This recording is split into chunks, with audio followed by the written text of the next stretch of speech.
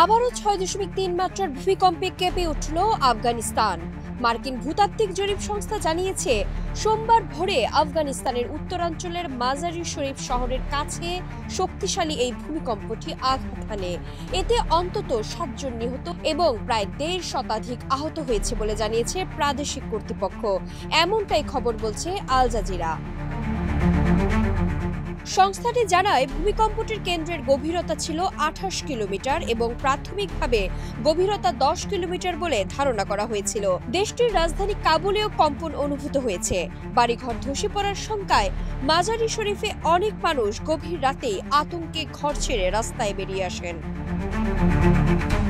সামাঙ্গান প্রদেশের স্বাস্থ্য বিভাগের মুখপাত্র শামীম জোয়ান্দার রয়টার্সকে জানান, সকাল পর্যন্ত মোট ১৫০ জন আহত এবং ৭ জন নিহত হওয়ার খবর পাওয়া গেছে এবং সবাইকেই স্বাস্থ্যকেন্দ্রে নেওয়া হয়েছে।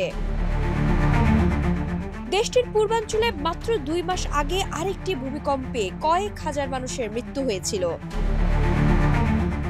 দীর্ঘ যুদ্ধ, দারিদ্র্য, খরা এবং পাকিস্তান ও ইরান থেকে জোরপূর্বক ফেরত আসা লাখো শরণার্থীর চাপে আফগানিস্তান এখন বহুমুখী সংকটে জর্জরিত। তাছাড়া দেশটির অনেক ঘরবাড়ি দুর্বল কাঠামোয় নির্মিত হওয়ায় প্রাকৃতিক দুর্যোগের সময় উদ্ধার কাজও বাধাগ্রস্ত হয়।